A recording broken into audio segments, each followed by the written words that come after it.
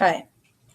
So today we're talking about applications of linear functions. And you guys have seen both of these types of equations that we're going to talk about today. You've seen both of these types of equations that we're going to talk about today. But we haven't named them. I haven't told you what they were specifically. So the first thing that we're going to talk about is point and slope form. We put Ben's name on that and just put it in the basket for period one.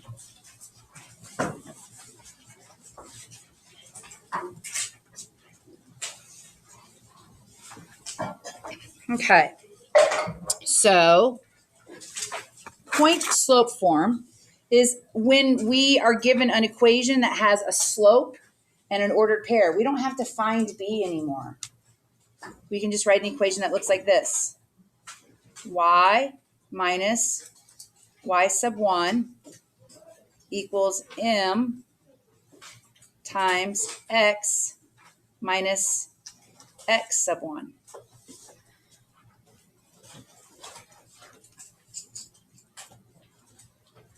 So the m, can you go away there, buddy? The m is your slope.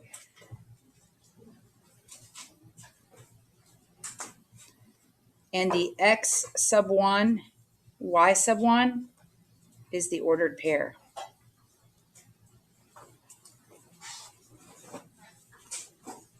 So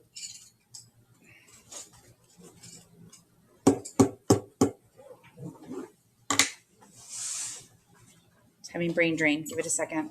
So this, and this are going to be interchanged with these. Does that make sense? We're going to change the y sub 1 value, the m from the parent function, and the x sub 1 with whatever the given values for our equation is.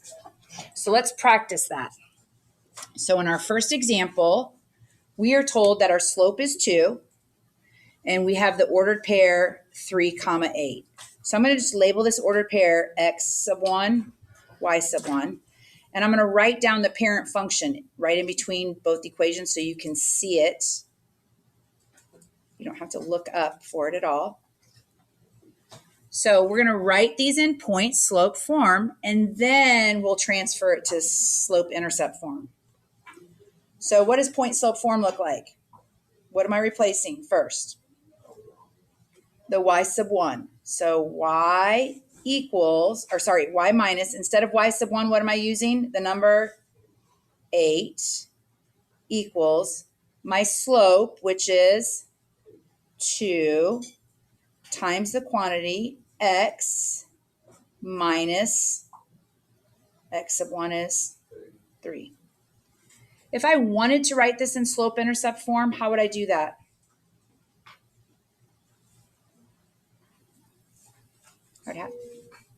I would have to distribute, right?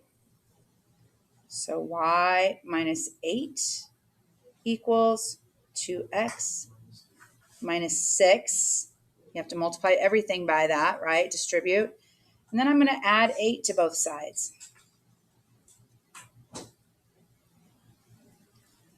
Y equals 2x plus 2. So this is my equation in slope intercept form. This is my equation in point slope form.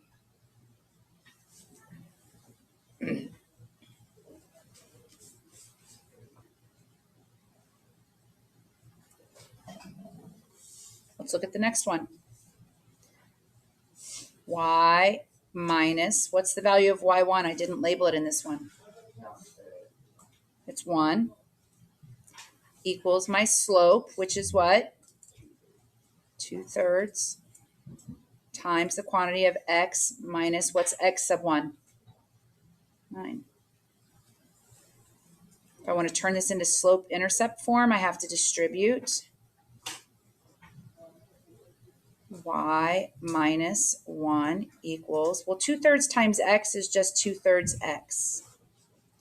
2/3 times 9 is 6, but I want someone who's got a calculator.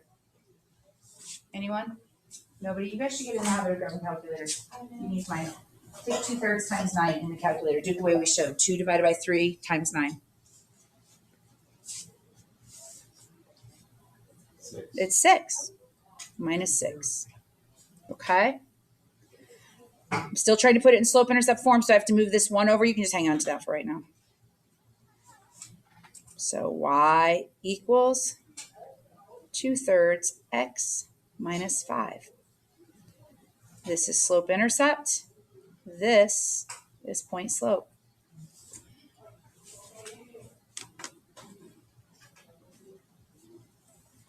Okay. We're not going to take every equation from slope intercept to put every equation back into slope intercept form. You just need to know how to do it. So what about this example? Example A, I'm not given the slope. I'm just given 2 ordered pairs. So let's see. Before, when we were given 2 ordered pairs, number 1, we had to label them. Then we had to calculate the slope. Then we had to choose a point. Just plug it in for x and y. What are we going to do now?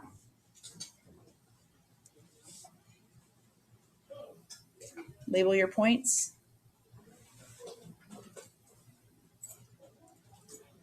X sub 1, y sub 1,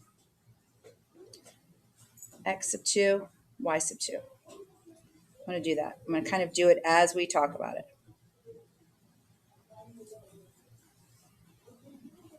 Calculate your slope.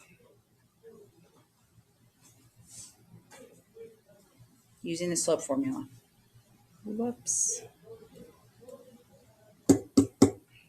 Come on, little eraser. Okay, well, I'm scribbling that because it won't erase. So let's see. My slope is 5 minus 3 over 4 minus negative 8. 5 minus 3 is 2. And 4 minus a negative, that turns into a great big plus, is 12. So my slope is actually 1/6. So I've calculated my slope. Number 3, choose a point. And number 4, plug in to y minus y sub 1 equals m times x minus x sub 1. So what ordered pair do you want to use? 4, 5. Okay. So y minus 5 equals my slope times x minus 4. What if I chose the other point? Could I do that? I can. Or y minus 3 equals 1/6 times x plus 8.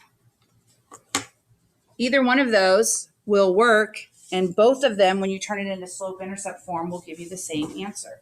Both of them will give you the same answer.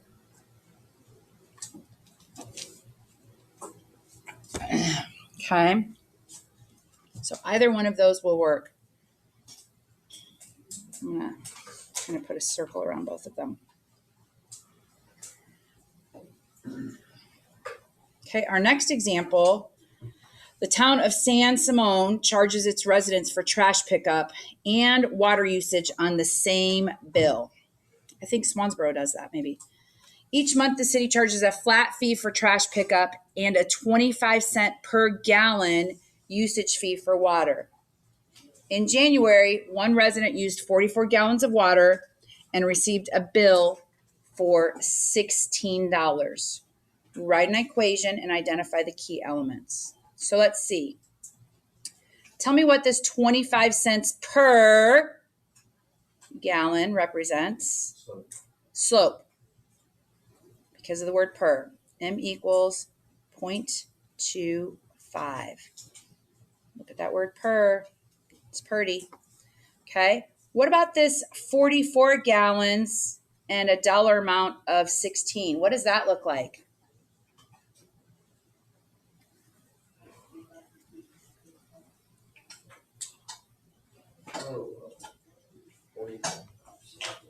Yeah, it looks like an ordered pair, right? 44, 16.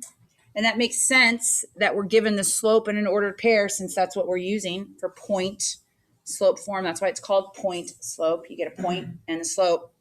So y minus, what's the value of y sub 1? 16 equals my slope, 0.25, times x minus x sub 1, which is 44.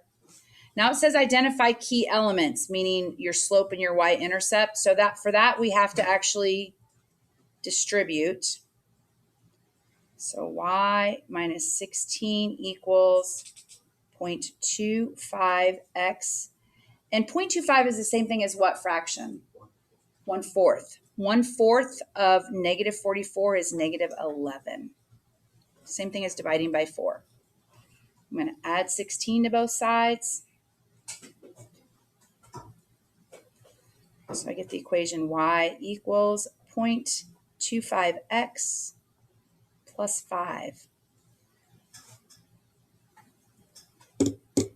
So my slope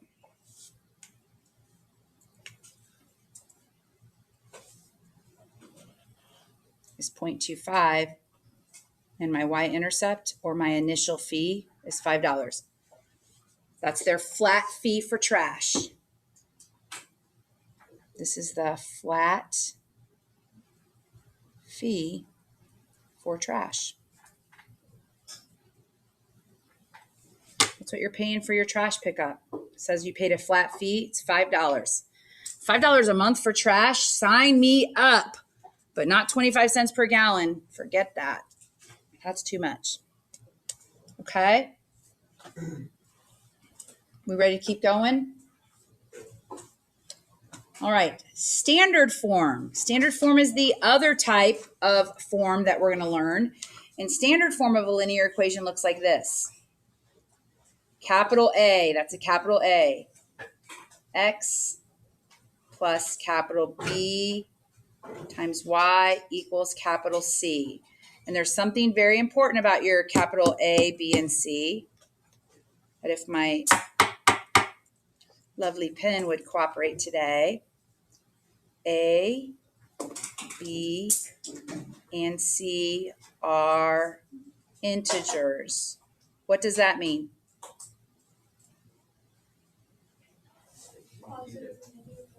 Positive or negative whole numbers. That means no decimals and no fractions. Okay? And the other thing is A is positive. A has to be positive. So example A has an equation that's written in standard form. 4x minus 3y equals 12. And we're going to graph this using the intercepts. So talk to me about the x-intercept. What can you guys remind me about the x-intercept? Let's see. It's where it crosses the what? It's where it crosses the x-axis. And do we know anything else about it? Y what? Y equals 0. Yeah, that's super important. And for the y-intercept, that's just where it crosses the y-axis. And here, x equals 0. So I'm going to show you how to solve this, and then I'm going to teach you something different, okay? So the equation, 4x minus 3y equals 12. I'm trying to find the x-intercept, so I have to let y equal 0.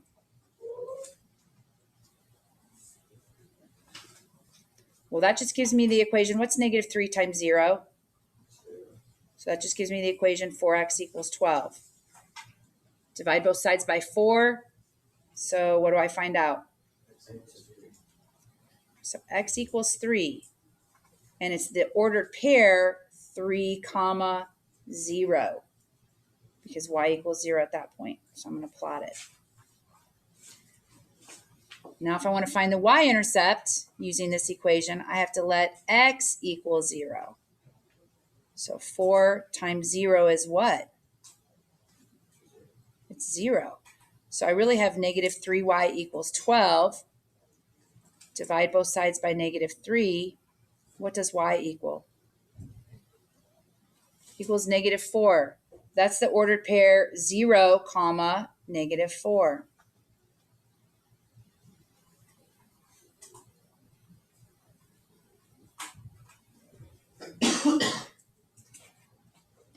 So I'm going to try to insert a shape really fast.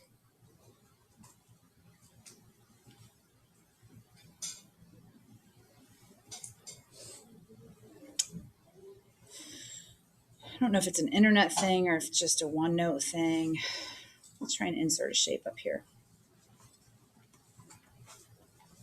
Okay, I'll just come up to the board. Oh, you little stinker butt.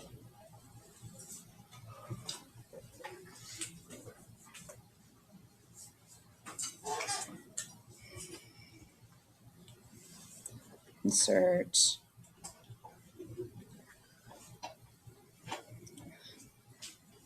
That's right. I'm just going to come up to the board and use my hands. I'm going to look at this equation. I want all of you guys to look at the equation that we started with.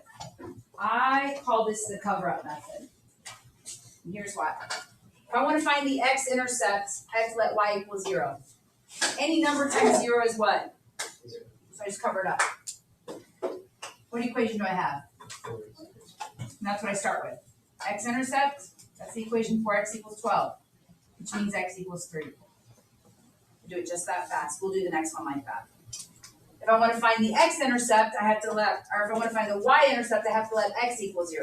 What is 0 times anything? So I just cover it up. And I have the equation what? Negative 3y equals 12, which means that y equals negative 4. Pick your head up off your hand and you'll keep your eyes open.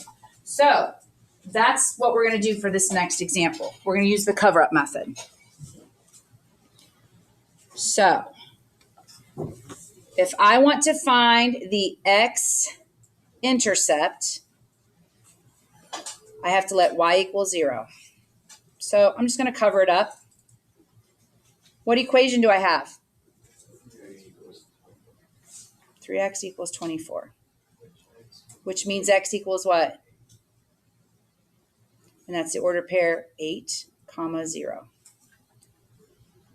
Now, if I want to find the x-intercept, sorry, the y-intercept, it's not letting me erase anything. Ding, ding, dong it. There we go. If I want to find the y-intercept, I have to let x equal 0. So I just cover it up.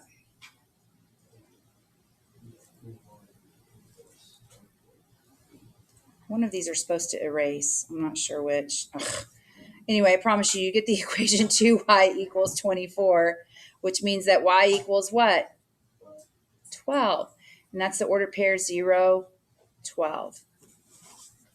So I call this the cover-up method. Call it the cover-up. It's a real quick way to graph equations. You're just graphing them on the intercepts, the x-intercept and the y-intercept. Okay. What about this one? It says, given the equation y equals 1/2 x plus 2/5, we have to put it into standard form. So let's talk about what we know about standard form. Ax plus by equals c. So I have to get the x term over to the other side. Can we do that first? How am I going to do that? Subtract it.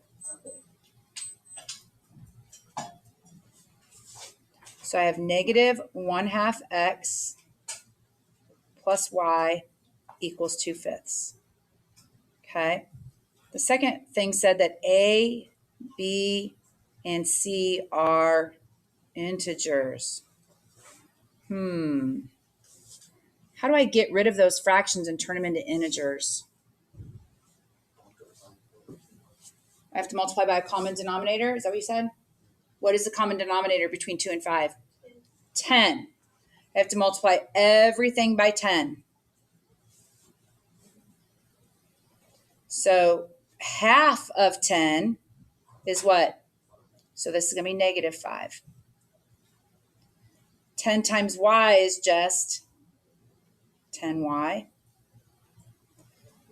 For this fraction one, remember we multiply straight across. 2 times 10 is 20. And 5 times 1 is, what does 20 over 5 reduce to? Okay, so I've gotten rid of the fractions. Good deal. What is the last thing that I know? Yeah, a is positive. So how do I make a positive? I'm going to multiply everything by negative 1. Same thing. Multiply everything by negative 1. So a negative times a negative is a positive. A negative times a positive is a negative. And a negative times a positive is a negative. And now I have taken an equation that was written in slope-intercept form and put it in standard form.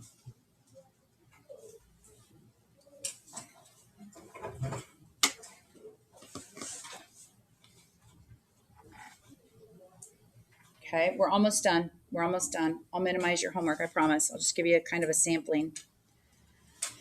So at a school play, children's tickets cost $3 each and adult tickets cost $7.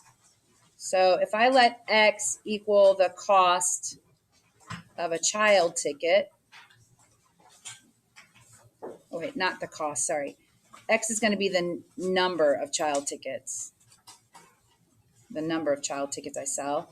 And I'm going to let Y equal the number of adult tickets.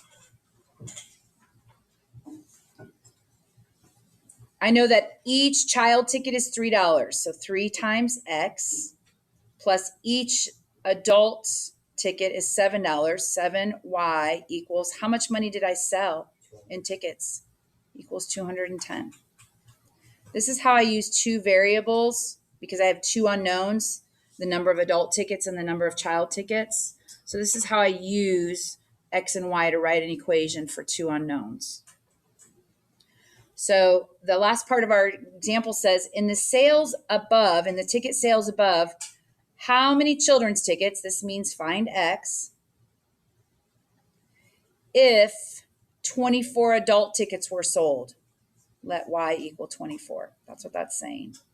So we're going to use our equation, 3X plus 7Y equals 210. And we're going to let Y equal 24.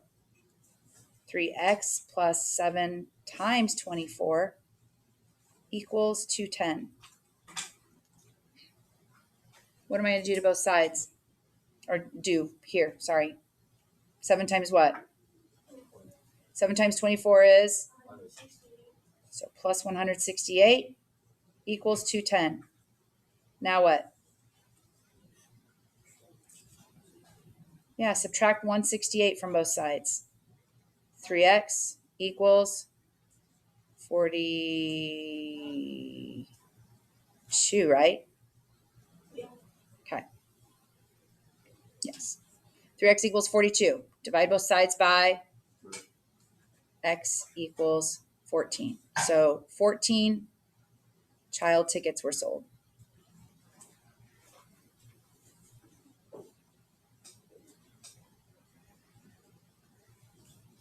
14 child tickets were sold.